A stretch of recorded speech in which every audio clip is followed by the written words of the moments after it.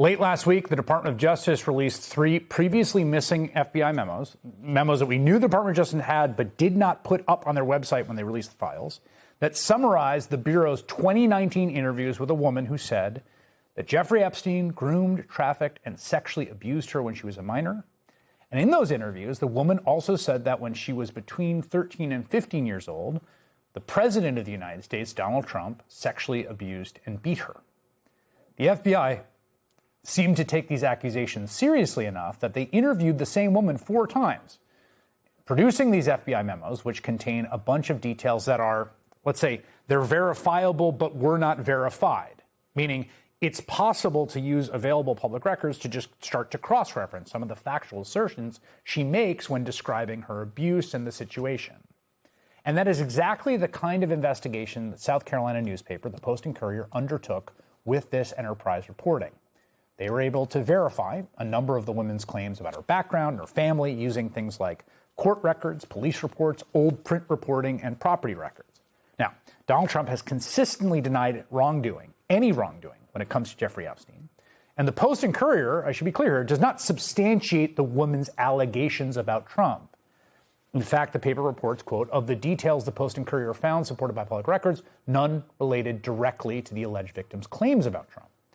But this new reporting shows that this woman's story is, let's just say, not a completely fictitious or fabricated account, right? It's not disproven. It's not dispositively ruled out based on facts here. The paper reached out to the woman and her lawyer. They did not respond. Joining me now is Marilyn Thompson, veteran investigative reporter at the Post and Courier, who dug into public records to publish that story with her colleague, Mitchell Black. Marilyn, I just want to start by praising the work that your colleague, Mitchell Black, who I know was running around doing sort of shoe leather reporting on this, and you have done on this, because my first thought when I read through these documents, I read them a number of times, is, okay, there's some basic assertions here that should be in the public record that we can start to sift through. So tell me what you started to look for and what you found.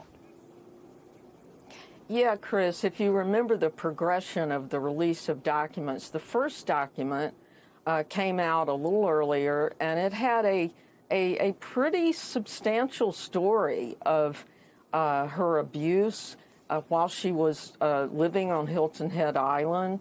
A lot of details that basically Mitch and I put our heads together and said, you know, these are either true or not true. And we came at this from the assumption that good reporting is looking back at the record to try to verify facts as they exist. And in this case, we were able to verify any number of claims that she made in her initial report. What she did in the second FBI interview, the first one had ended rather abruptly, and she started mentioning Trump, and then she shut down. Mm-hmm. The FBI came back and got a more detailed account. Mitch, who's a fearless young reporter, got on a plane and went to the West Coast. We had made an editorial decision that we would not name this victim. But he went to the West Coast and was able to look in the public records in kind of a breakneck pace and find verification of a number of the claims. Can you walk us through those? It was really interesting to watch it. Can you just walk us through, let's start with that first interview and just like the basic claims. Hilton Head Island, she says she was there at the time. She answered this advertisement, I think, for babysitting is how she describes it. Like, what were you able to sort of pin down? Yeah, I mean, there was a story behind it that her mother was a realtor on the island, that her mother had loaned her out for babysitting services to clients of her rental real estate company, and that she had gone to a house thinking she was babysitting, and this attack began. She did have a number of other encounters with the person that she later identified as Jeffrey Epstein. So we were able to take that story, the mother, we didn't know who she was, but we found her. You know, we found the mother, we found the mother's cases, we found property records, we did old-fashioned shoe leather type stuff that I haven't seen done in many a year. And what that just means is that, again, you know, you can imagine someone calls an FBI tip line and says something, and it's just totally fabricated. I was in a plane with so-and-so, and we flew to Dubai, and they, you know, did something, and then it's like, you were never on that plane. You're not. In this case, just the ground fact of, like, she was in Hilton Head Island. Again, we don't want to give any details that revealed her identity, but she's around the age that this would be the case, that her mother was a realtor there, that she did live there, that these are all things that you can kind of nail down as true. Correct.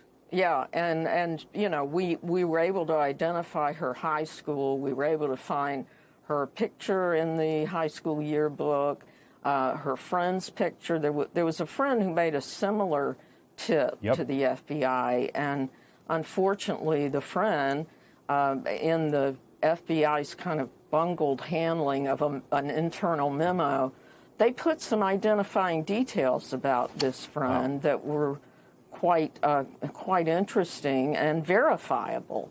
So we were able, through this mosaic, to kind of create a picture of what this woman's life had been like, and then tell the story. And I thought it was a very compelling story. We have a lot of respect for victims and don't believe that you can just dismiss their claims out of hand.